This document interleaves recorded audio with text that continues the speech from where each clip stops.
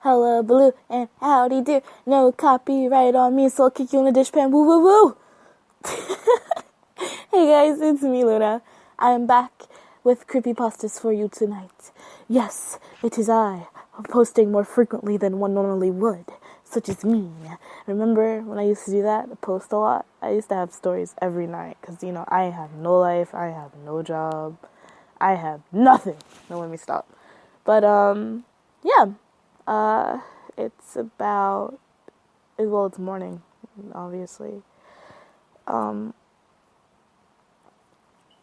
Let me know if you guys have anything in particular that you might want me to read. I don't know how y'all feeling.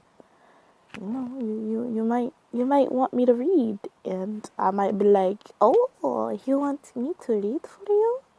And then you'll be like, yeah, girl, like, I want you to read. And then I'm gonna be like, oh, okay. Thank you. I love you too. You can't listen to anyone else besides me now.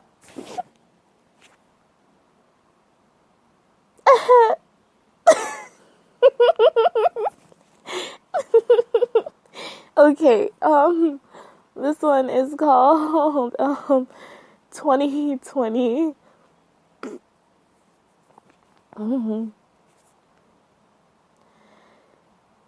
There are still conflicting reports regarding what exactly happened the morning of February 1st, 2009, in the tiny Californian community of Actis, and what took place over the course of the next several months.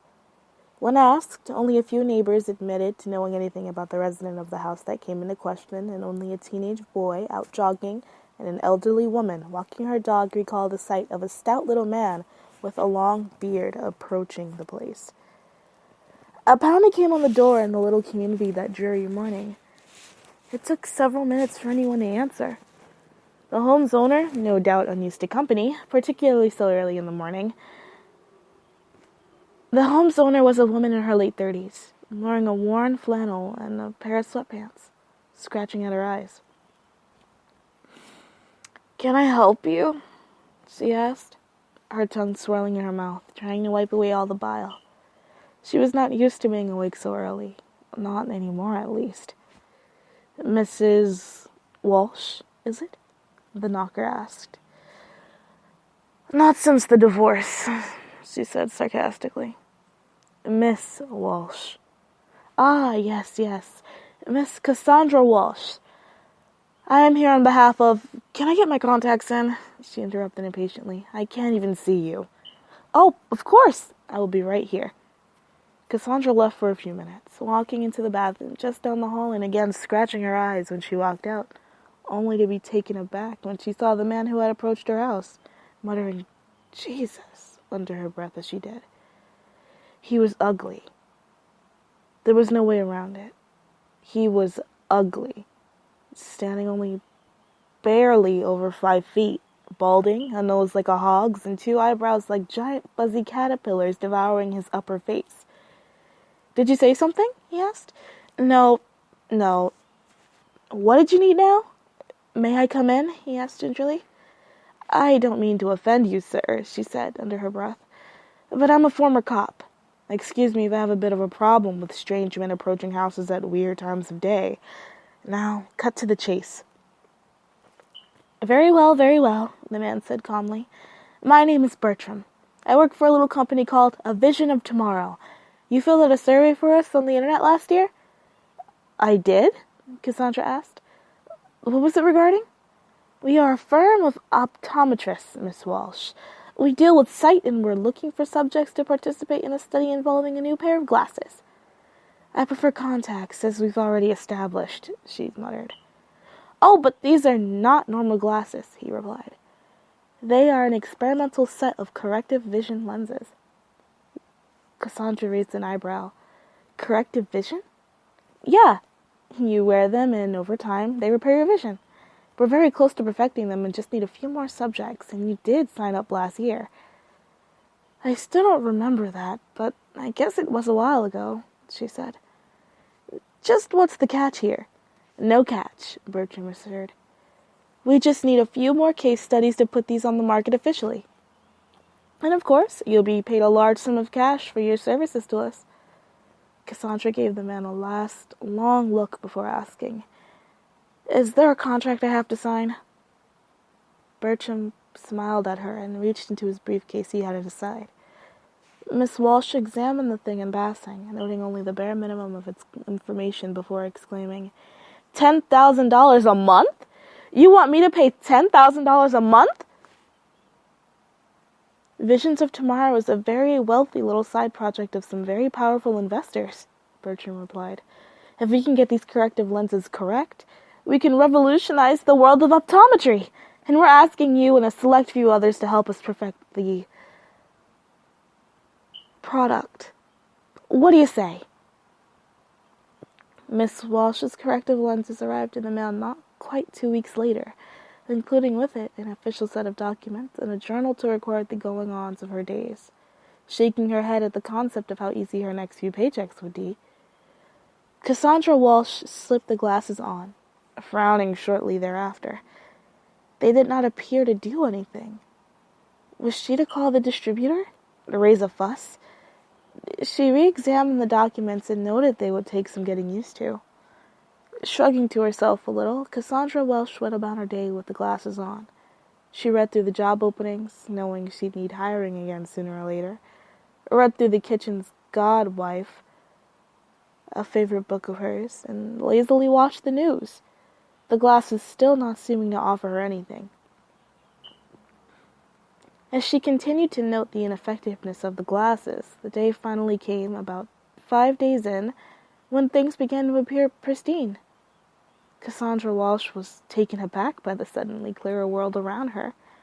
Her jaw laid slack as she effortlessly read the paper and her books with the utmost ease.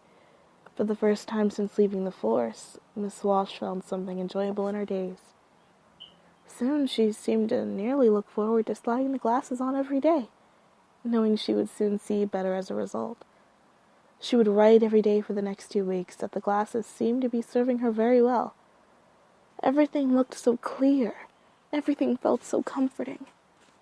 One night, after a long day of rushing from government building to government building, finalizing odds and ends left over from her divorce, Miss Walsh pulled into a nearby McDonald's and ordered a quarter-pounder with cheese, tired from all the driving and annoying governmental personnel, looking forward to the simple pleasure of the sandwich. She double-took when she saw her meal. She never noticed how oily the cheese looked as it seemed to seep off of the top of the patty, which itself looked misshapen, and as if it had been a rotten hunk of meat pounded into submission.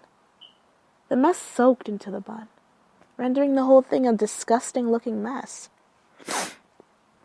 Cassandra Walsh, in a rage, drove up and demanded to know what she was being served, only for the Shirley Acme teen-ridden thing inside to cut her off, shouting, "We're a McDonald's! The fuck did you expect?"